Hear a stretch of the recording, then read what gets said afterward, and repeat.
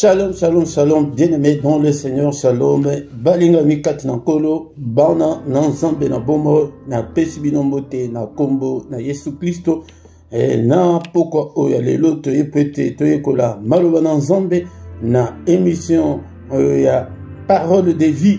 Yangonde toye pete, toye kola, to tia mukol oyo ya dimanche pete, to solo la makambo ya Biblia.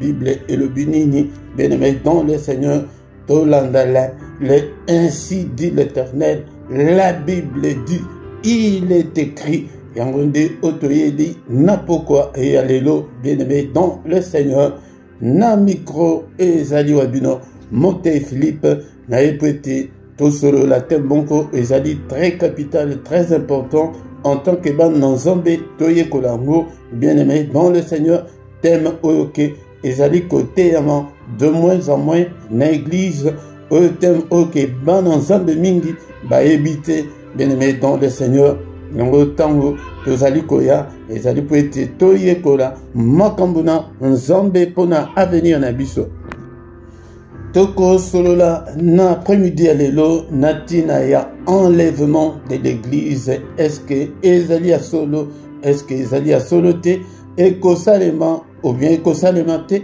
mais ce qui peut ekosalema ndenge nini. Est-ce que promesse wana ezali ou bien ezali te? Yango nde toko senga Biblia eloba na pokwa e alelo bandeko nanga yango nde na micro ezali wabino Monte Philippe na epete to solola na après-midi ya lelo bien-aimé dans le Seigneur. Zalaka na Biblia na yo, somba Biblia ya papier, et peut-être mutu aya koko sayote, bien-aimé dans le Seigneur. Yangonde, avant toute chose, toko bondela na nzambe. Seigneur notre Dieu, ozali nzambe, lokumwezonge pai na yo, na après-midi alelo, lo lenge osangisi biso boye, peut-être toya koyekola, maloba na yo, tikete lumière na yo, et briller kat na moko la moko, ba voile elonga na misu ya moko la moko. Seigneur, ignorance elonga ba ikaye ko ya na misu ya bana yo, volonté ya moko la moko eza libre. Papa, mémoire, entendement na biso ezala disposé ya koyamba maloba na yo, Seigneur, ezwa bisika kat na bomo na biso. Que ta parole habite abondamment en nous, ô Père éternel. Yangode toyede na pokwa lelo. Que toute la gloire te revienne. Konon seko koya pete eiba iloba. Konon seko koya etia barrière, ba barrière spirituelle nyonso longola ngo, afin que peuple na yo, afin que biso nyonso toyamba parole na yo. Au nom puissant de Jésus, nous avons ainsi prié. Amen, amen, amen, amen. Bien-aimé dans le Seigneur. Toye na après-midi alelo bonatina ya maloba na nzambe, mais nzambe azali koloba ete peuple na ye ezali détruit po ete ezali na boyebi te balobi te ke po peuple ezosambela te mais ezangi boyebi. Bien-aimé dans le Seigneur, soki oza na boyebi te yango nde bakoya kokosa yo na ba fausse doctrine, bakoyela yo ba brochure, bakoyela yo masapo, bakoyela yo tradition, yo biso tozali ba africain, yo ane ezali makawa mindele pona ni connaissance ezalité. Ensuite bakoyela yo ke ba brochure yango na ba brochure ekomi boye, bakomi ko remplacer ba brochure na place ya Bible yango te ezali makambo ezali kosalema na batu o bazali na ignorance. Yango sengeli ete biso nyonso toyekola makambo na nzambe, bien-aimé dans le Seigneur. Yango tokobanda namukanda ya Osée chapitre 4 verset 6 toloba ete ezali ba verset oyoke il faut mo Christ nyonso à retenir yango. Osée chapitre 4 verset 6 et le Seigneur dit ceci: mon peuple est détruit parce qu'il lui manque la connaissance. Parce que tu as rejeté la connaissance, je te rejetterai, et tu seras dépouillé de mon sacerdoce. Puisque tu as oublié la loi de ton Dieu, j'oublierai aussi tes enfants. Ah, Seigneur a lobi que peuple na ezali détruit, peuple na ezali anéanti, peuple na ezali égorgé, peuple na ezali dérobé, parce que connaissance ezali te ko détruire wana ezali ko englober makambo ebele. Bien-aimé dans le Seigneur, Ponanini, tu as rejeté la connaissance. Lelo bananzambe, bazakana Bible te, bakomaka Bible kaka wana ya électronique na téléphone et koki nango. Azakana place ya kokomate, tozalaki na tango ya kalake, tozo koma mateya. Mais bato bakoma susu ba mateya te, bakoma susu ba verset biblique te. Mais ce que mon tango est comme que tango ya côté ndenge bato bazokoma, bazobiwa na ba église, azali ko telema libanda, bazolala. Bien-aimé, alors que lokola rejeté maloba bongo, zamba lobi que ako rejeté, ça c'est ako dépouiller yo akolongola yo présence na ye, sacerdoce na ye, présence na ye, gloire na ye, bénédiction na ye, nyonso o etali ya ye alongoli yango pona ni connaissance ezalité. Puisque tu as oublié la loi de ton Dieu, j'oublie. Akobo sanakutuna banana yo. Bien aimé, dans le Seigneur, tu vois que ezaba verset moko que il faut réfléchir nango. Kakana osé place tozali tozo kende sikona. Verset 6, verset 6. Bien aimé, Bible et le Bible. Car j'aime la piété et non les sacrifices et la connaissance de Dieu plus que les holocaustes. Alors que alingi piété bon zambé na yo plus que les sacrifices nyonso to sala kana. Alors que azana posa ya bon zambé nde bo la muka bo bonga bo changer bo koma bana zambé solo po makam mingi ezali ko sala malelo la piété ezalité bon zambé ezalité miter mabe ezati lelo. Pona tina moteur mabe na lobaki ke na côté yango moteur mabe bato batika moteur mabe ba poison ekomi ko wela na ko bundana pona ni la piété ezalité nzamba lobi ke azana posa piété bon nzambe ezalité bon nzambe vandite kat na batu la connaissance de Dieu ezalité pour yebake oyo nga na zama na nzambe na koko sala oyo na zama na nzambe na koko sala te lelo ezalité lelo kutu bana nzambe mingi kutu comportement na bango mabe kutu koleka ya bapagano koleka ya ba infidèle. Bien-aimé dans le Seigneur, toke sikona na Josué chapitre 1 verset 8 avant tout banda thème na biso ya lelo okoma yango. Bien-aimé dans le Seigneur, et Josué chapitre 1 verset 8, la Bible dit ceci: que ces livres de la loi ne s'éloignent point de ta bouche, médite-le jour et nuit pour agir fidèlement selon tout ce qui est écrit, car c'est alors que tu auras du succès dans tes entreprises, c'est alors que tu réussiras.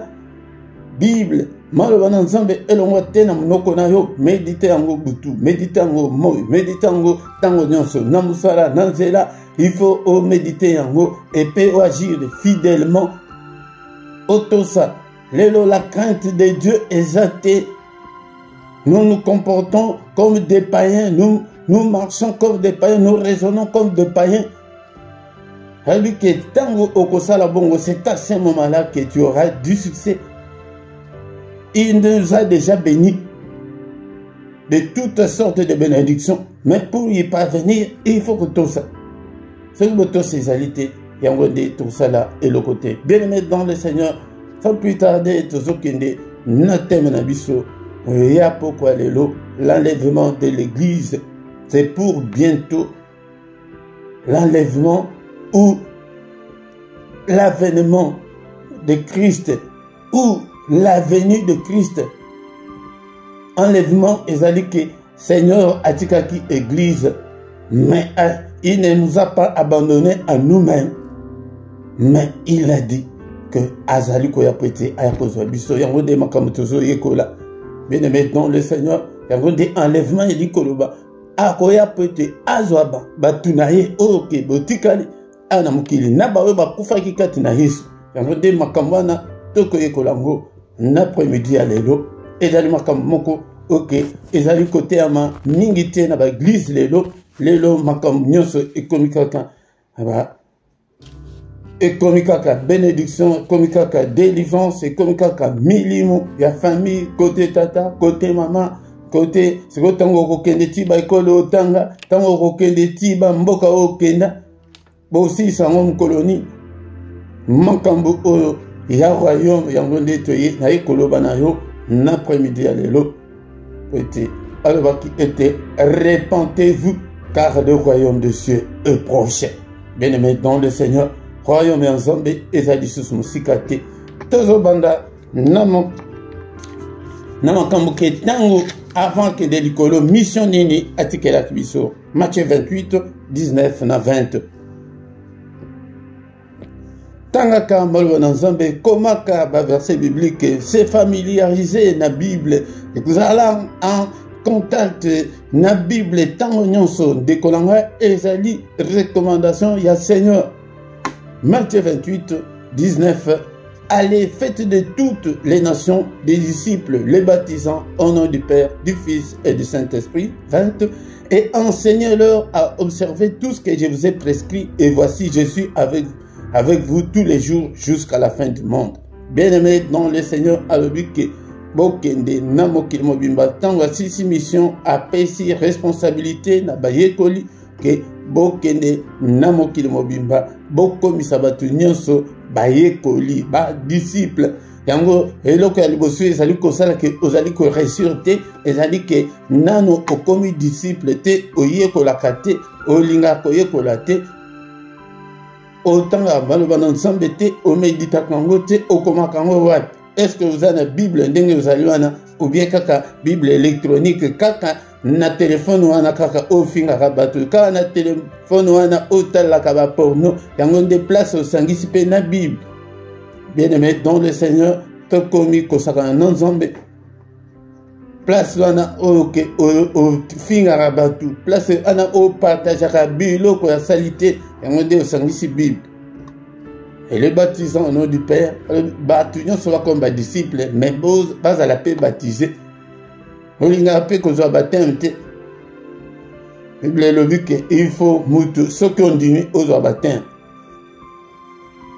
Et enseignez-leur à observer tout ce que je vous ai prescrit. Yangonde ayebisi bango ke bo enseigner bango. Est-ce que vous allez enseigner bisolelo? Est-ce que tu as la doctrine fondamentale? Est-ce que tu as la doctrine chrétienne? Yangonde tango siko muto akoyana ba doctrine mususu, le fait de ne pas connaître la doctrine fondamentale yangonde mutu ezali à la base ya échec ya église lelo. Batu mingi va éviter la doctrine chrétienne ezali nini va éviter. Batu mingi va éviter la nouvelle naissance va éviter. Bien-aimé dans le Seigneur makambo nyonso ezali faute na église batu to komi musika. Mais lokola ndenge na yisaki bandeko eza lokola mutu ozo voyager etikali kaka tango muke kaka ok na aéroport mais obosani passeport na ndako mais tant que ozonga susu okende kozwa passeport okuta avion sekei yango nde église place ezali lelo yango wana ke boko toko musika mais totiki l'essentiel na nsima avec je suis avec vous tous les jours jusqu'à la fin du monde. Azan abiso tous les jours n'andengani par l'esprit. Na moli mo santu yangonde Seigneur azan abiso tous les jours. Et sengeli makambo onyonso bananzan de to ekolango. Il est avec nous par l'esprit. Mais les autres tozali kolobela kozonga na ye nabomoto nabonzoto ke o ke miso o ke tokomona. Mais avant, après ça, bango mission, yoka makambo nini oyoke batuna kiye avant akende ase ayebisa ki bango toko tanga nomukanda ya Matthieu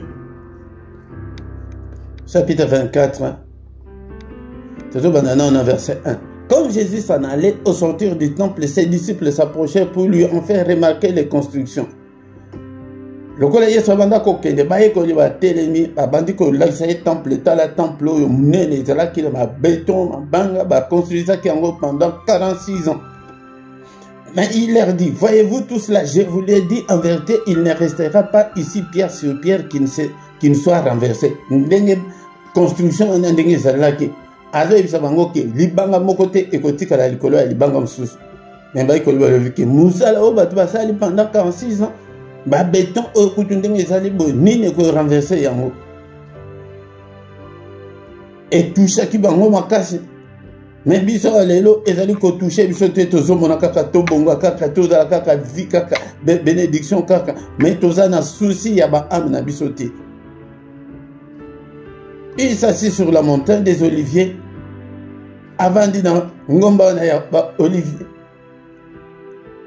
Et les disciples vinrent en particulier lui faire cette question. Et tout ça qui va le but. Non, non, non, non, non, c'est très grave. Que vous allez écrouler et vous allez renverser. Non, en particulier, il faut poser la question. Dis-nous, Seigneur, quand cela arrivera-t-il? Et quel sera le signe de ton avènement et de la fin du monde? Ah, ton côté, vif et à sujet de la mission. Il va tourner que pour se prévenir et que ça les matin. Quel est le signe de ton avènement? Donc, au pays signe, il y a la fin du monde. Là, il y a deux choses. La Bible était confondue avec Mingi. D'abord, il y a son avènement et il y a la fin du monde. Laissez-moi vous dire que la fin du monde est une étape, il y a souka. Mais avant tout comment, dans la fin du monde, il y a une étape majeure avant la fin du monde. C'est qu'on va préciser bien. Signe de ton avènement et il y a la conjonction et la fin du monde. Donc, il y a un bilan comme il va aller. Mais les lobbies sont toujours la fin du monde était pour les amusika. Mais toujours l'avènement ou bien la venue de Christ ou bien l'enlèvement de l'église. Et on dit place au biso tozali. Ceux qui bossent dans mituna, botuna mituna nyonso ou bien na se awada na ba commentaire na chat ezo kende mbango boye ke to mona te mena ba n'est-ce pas c'est ba commentaire les allez que kotika là et quelqu'un perd je peux avoir le temps de vous répondre. Ou bien nous ton sous ayebi réponse à quoi qui répondre mais ce que est na chat en direct boye et que école kananango yango makambi balé o est très important mais biso les autres zo le bela na o Italie koyana ye.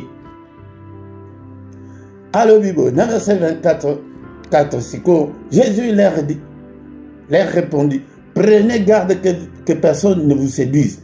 Yango de tina surtout yamunene o na yeli nango n'après-midi alelo que bokeba ete ba pengi sabinote. Christ a payé un prix, un grand prix pour nous racheter. Yango prenez garde que mutu a kosayote. Église mon côté kosayo. Dénomination mon côté kosayo. Ba brochure te e kosayo. Yango bien aimé dans le Seigneur que Seigneur a kebisaki bango. Akebisaki bango ba o bazaki présent c'est ko bazo azo kebisa yonanga l'après-midi alelo. Pourquoi? Car plusieurs viendront sous mon nom disant c'est moi qui suis le Christ et ils séduiront beaucoup de gens. Tozo mona ba bizambe zambe et bimi ebele. Abi ke ebele bakoya. Na kombo na ngai bamsusu kutu bazomi lo ba na kombo na yete bazomi mona on dirait que baleki ekutu. Que c'est moi qui suis le Christ et ils séduiront beaucoup de gens. Fausse religion en andenge et tondi batu. Tradition na biso ndenge et tondi batu. Yamone. Alors vous entendrez parler de guerre et de bruit de guerre. Yango tozo kate tozo monate. Na epete na enseignement au pona kolamsa esprit ya mutumoko ke lamuka était tellement afin que koyana Yesu ezali sous musikate. Gardez-vous d'être troublés, mais bon, car il faut que ces choses arrivent, mais ce ne sera pas encore la fin. Et ça nous soukate. Babylone connaît ce tout monde le lot, dengue, oba guerre, il faut que y a une nation s'élèvera contre une nation. Tout le monde dit que Russie est ennemie et que comme on dit ça Ukraine, il y a un croyant contre un croyant et il y aura en divers lieux de famine et de tremblements de terre haute, inondation partout. Yango la muka de Konanga. Maintenant verset 8, tout cela ne sera que le commencement de douleur. Ezande et bandé, il y a douleur et bandit. Et bandit. Et dit que le tozata na katikati nangote. Tozate ke ata pembeni ya ke ici la te. yango nde makambo oyo naye koyolakisa yo napremidi ya lelo po ete na eglize bazoyebisa biso te toyeba nyonso ntina nango ezali toyeba makambo nini oyo ezali koya liboso na biso. Sikoyo motuna oyo tokoki komituna ezali ete eske ya solo makambo oyo ekosalema oyo ekosalema te, eske promesse ezali ou bien ezali te.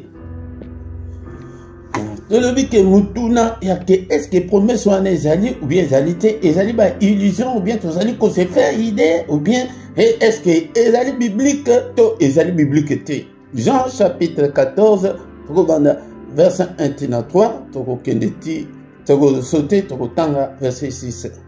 Jean chapitre 14 verset 1 2 3 non 6. Que votre cœur ne se trouble point. Croyez en Dieu et croyez en moi. C'est le maître qui parle. Ezali Yesu Masiya yende moto azali koyebisa bayekoli na ye ke mitema na bino emitungisa te. Yo oyo ozali kolanda ngai na point midi ya lelo motema na yo emitungisa te. Croyez en Dieu et croyez en moi. Dimela nzambe dimela Yesu kondimela mutu te ya mokili oyo te. Makambo oyo ndeko na ngai po ete ba croyance ezali ebele oyo siko ezali nde la saine doctrine ya christianisme qui a ke ondimeli nzambe ondimeli Yesu un point. Donc ou Jésus ou rien. Ni pasteur ata mutu asali miracle ya ndenge nini, ata mutu asekisi bakofi akoleka nzambe te akoleka Jésus te. Ndimela nzambe to ndimela ye. Croyez en Dieu et croyez en moi. C'est ça, place base ya fana biso ezali a. En dehors wana ezali kufa, en dehors c'est l'enfer. À la Bible, il y a plusieurs demeures dans la maison de mon père. Si cela n'était pas, je vous l'aurais dit et je vais vous préparer une place. Nous avons cette invitation. Yake soki alobi ke bisika ezali ebele nanda kwa tata. Soki ezalaki bongo te nalingaki koyebisa bino. Et non nayaki botikala na bino libela, c'est fini, c'est fini. Alobi, mais je vais vous préparer une place. Il y a une place pour toi, il y a une place pour moi, il y a une place pour lui, il y a une place pour elle, il y a une place pour nous, il y a une place pour vous. Bien-aimés dans le Seigneur, ma place est belle, mais place est conditionnée qu'il faut croire en Dieu et croire en Jésus. Verset 3.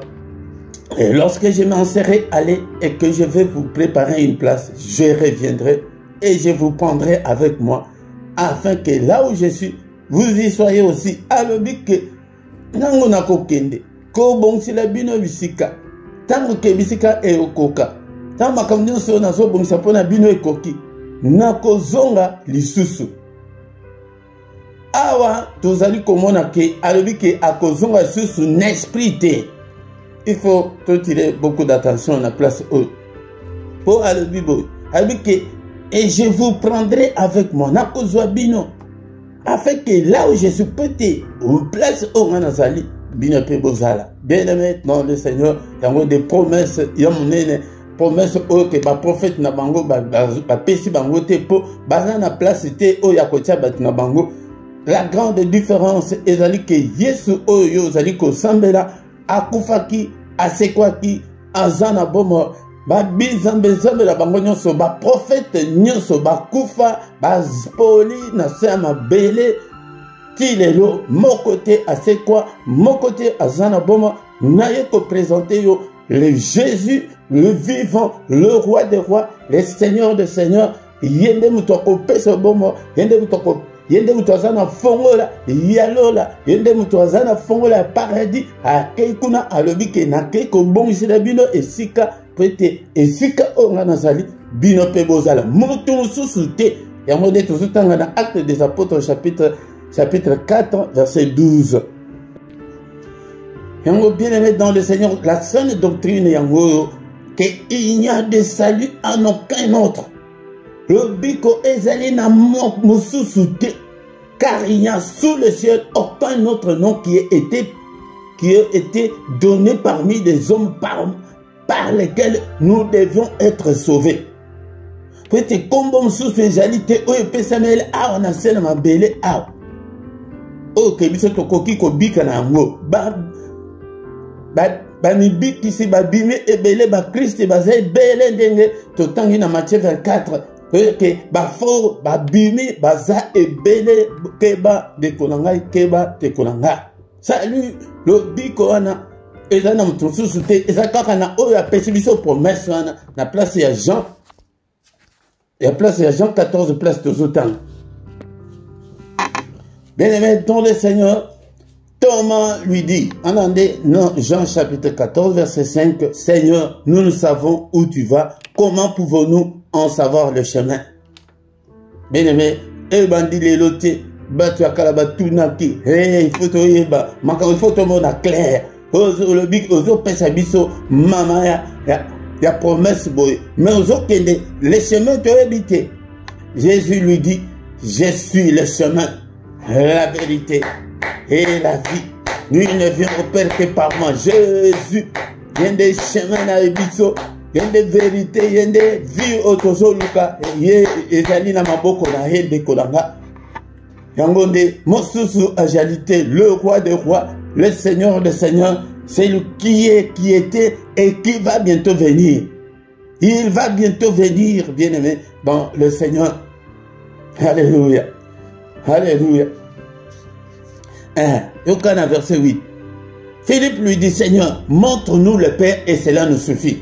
Oh, alors que la biso tata, ozo le benabiso kaka tata. Yango de place bato bazo e bate divinité à Jésus. Ye bisa biso, la kisa biso 200% tout monde aye. Ozo le bakaka tata banda oya kaka tata. Na verset 9, Jésus lui dit, il y a si longtemps que je suis avec vous, tu ne m'as pas connu, Philippe. C'est lui qui m'a vu, a vu le Père. Comment dis-tu, montre-nous le Père? Il a commencé à comprendre na bango. Avec na azana bino atango mulai Philippe oye binga ite. Ngai pe na place à Philippe na koloba ke Père Seigneur, yo to ebio mais le Père. Donc réponse à Seigneur, c'est lui qui m'a vu, a vu le Père. Comment dis-tu, montre-nous le Père. Le Père yo a telemi liboso na bino. Yozo tuna kelola sabiso le Père. Abanda koloba na langage wana ke po bazala ki capable ya accepter te que non, c'est lui le Dieu le Père a commis mutu. Ya wode to mona ki kobota manaye il y a un miracle. Makamnyoso ezaki miracle. Bien aimé dans le Seigneur, on a kosuki ça, motune ezalike siko eko salema ndenge nini. Bien aimé dans le Seigneur. Mutune ezalike ekosalema ndenge nini. Bien aimé dans le Seigneur, oyo ezali nano enlèvement, oyo ezalike tango akoya promesse wa lobiwana akoya pete aya kozwa biso sikoto kende wapi ekosalema ndenge ezopesa confusion na batu mingi bayebi makambo ote. Batu mingi bazokanisa ke la fin du monde yangwana batu mosusu bazokanisa ke il viendra dans les airs, tout il le verra. Non, bien aimé dans le Seigneur. Tokotanga na 1 Thessaloniciens chapitre 4 verset 13. Tokotanga 13 je pense 17 ou bien 18. Bien aimé dans le Seigneur 17. Nous ne voulons pas, frères, que vous soyez dans l'ignorance au sujet de ceux qui dorment, afin que vous ne vous affligez pas comme les autres qui n'ont point d'espérance. Et ça qui nous tourne au et tout n'a mis peine à temps, il y a pas apôtre, bah répondre vers le but que to lingite que bozala na ignorance na lingite na pokwa lelo oza na ignorance boye bateke makam nini ezali koya liboso na biso po ete bomi tungisa lokola ba mususu ke bozanga espérance. Non, car si nous croyons que Jésus est mort et qu'il est ressuscité, croyons aussi que Dieu ramènera par Jésus et avec lui ceux qui sont morts. Yango ndenge toyebi ke non tondimi ete Yesu akufaki ke asekwi tondimi yango. Et yango wana pe Nzambe akosekwi saba oyo bakufi kati na Yesu. Bien aimé dans le Seigneur, ekosalema ndenge. Voici en effet ce que nous vous déclarons d'après la parole du Seigneur. Ezali oyo bangote. Siko oyo bayokaki epai ya Seigneur, yango nde bazali ko transmettre, yango nde nazali ko transmettre yo na pokwa lelo. Nous vivons, restez pour l'avènement du Seigneur. nous ne dévancerons pas ceux qui sont morts. D'abord, et que Miamoune Kosalema, les alliés, tant il y a grâce et là. Nathan, obiso toujours vivre les lots, les alliés, tant il y a grâce. Mais tant il y a grâce, il faut ici la nan.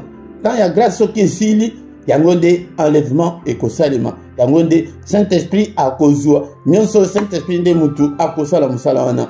Nakobanda koya nango mikolo na malembe malembe pete to comprendre makambo ndengeni ezali kosalema ezote ya mate bana nzambe mingi bayebite de kolanga kolukate ke ozanga kokende na enlèvement otikala te po tango ke tango ya grâce salemi enlèvement salemi na mokili ekozala tant ya antichrist ekobanda yango nde mokili ekozala sans nzambe. Peut-être pour le moment, c'est le Saint-Esprit où il y a freiner misala mingi, il y a Antichrist, misala mingi, il y a Mabé, et ça le matin.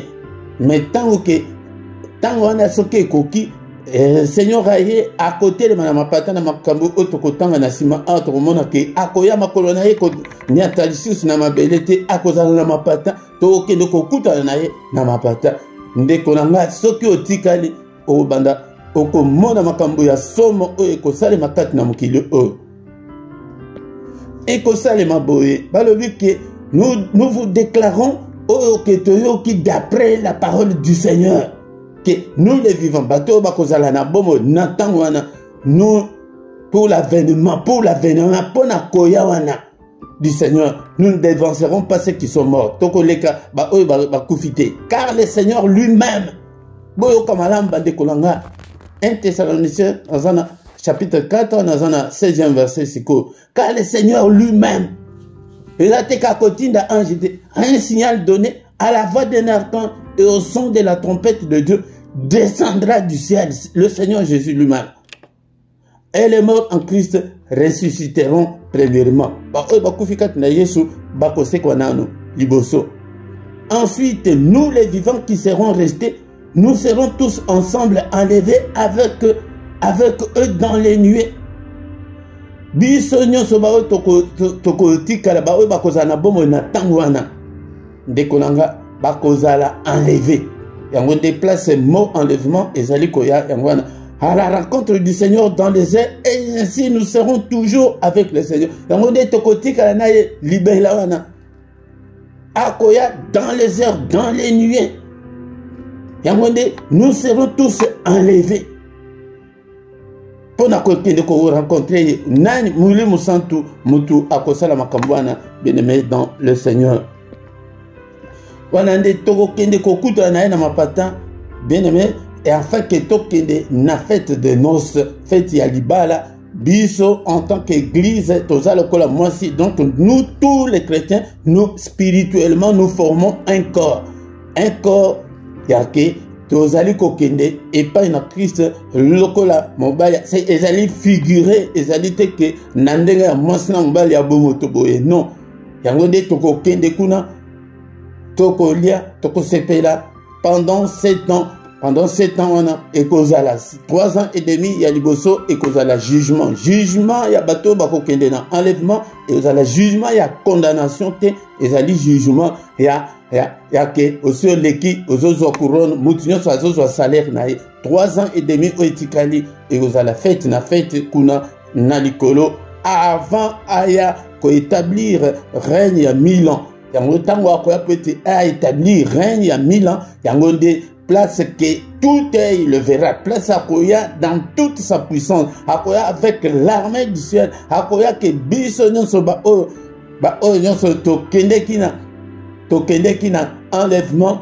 et naba ange tokozala sima na ye yango de Akoya bakokanga donc Satan pe akotikala na mokili pendant 7 ans akorégner pe pendant 7 ans kokata batumitu massacre kosalema makambo ya somo et kosalema. Matthieu 24, 21, Matthieu 24, verset 21, et le Bible. Car alors la détresse sera si grande qu'il n'y en a point eu depuis, il n'y en a pas eu de pareil depuis le commencement du monde jusqu'à présent et qu'il n'y en aura jamais. Que détresse est causée à la carte namukili, kanda oke, et Satan a causé à nango carte namukili. akoboma bato akomassacre bato ekozala baenlèvement ekozala baviole ekozala batorture ekozala makambo ya somo moto ekosalema na bato nyonso bakotikala na bakretien ya lokolo ya kati lokolo ya libanda bokotikala komona makambo na yo na bajuif bakovivre yango nde bible elobi awana na Matthieu 24:21 détresse wana pasi wana ekozala munene yake banda mokili esalema nanu esalema te pe Seigneur akopermettre yango te esalema lisusu ekosalema lisusu te bien-aimé dans le Seigneur yango nde ezali temps wana yango nde mala kambo oyo tozalaki nango na pokwa lelo mpona koyebisa yo mpona ntina ya enlèvement. Prépare-toi pour être au quota na enlèvement. Yango nde pour se préparer ezani alobi que croyez en Dieu, croyez en moi. Tondi melaye o yaya tika makambo ya mokili tika koela bongisa na nzambe bon nzambe totanga kina Osée 6:6 que azana posa ya piété bon nzambe na biso bon nzambe na biso pe la connaissance de Dieu tozala na connaissance ya nzambe toyeba nzambe bien-aimé. Yango soki ezalité yango nde okomona ete okotikala to soki awa dimanche prochain tokoya susu na sujet susu bien toko bakisa ba point susu oke na lobelité na après-midi ya lelo. Seigneur notre Dieu, nous te sommes infiniment très reconnaissants pour ces moments merveilleux, pour la grâce accordée biso ete toyekola et ndekolanga koya ya Yesu ezali susu ya musikate enlèvement de l'église.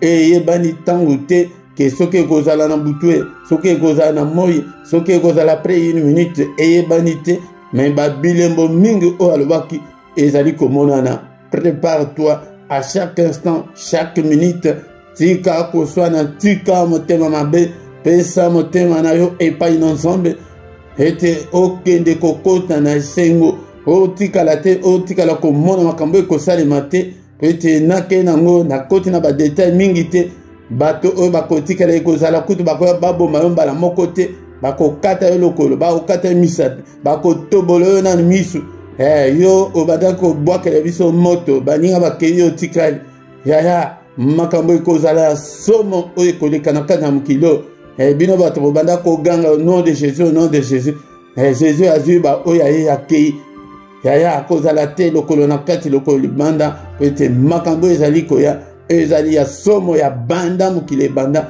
nanu esalema te tobanda komona ndambu ya moke awa babandaki awa soki oza na passe sanitaire te okokota te na barestaurant okovoyage te osala eloko te yango nde ntango bakoya na kashe ya 666 lokola ozalaki ya nzambe me otikali moyen ozwa yango ezali te. Christ papa kobosana te église na yo pesa biso makasi ya tokoka na biso moko tokoka te.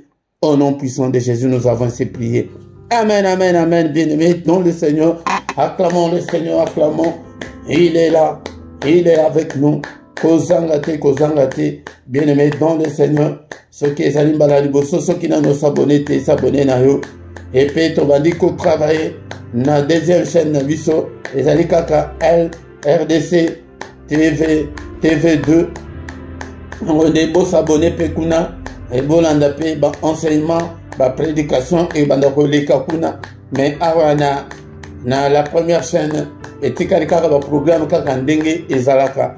On est kozangate dimanche prochain kozangate pe poko ya lelo tozali pena na culte oyo tozaka na culte poko nyonso na ngonga 21h area ya Bruxelles kozangate ndeko nanga ba coordonnées na biso nyonso ezali na se awa soki oza na posa ya contact toko sunga yo na prière ndeko nanga kozangate et puis numéro ya compte bancaire ezali pona soutien ya msala oyo tokutani pe dimanche prochain mais na poko lelo na 21h heure ya Bruxelles kozangate au nom de Jésus. Amen, amen, amen.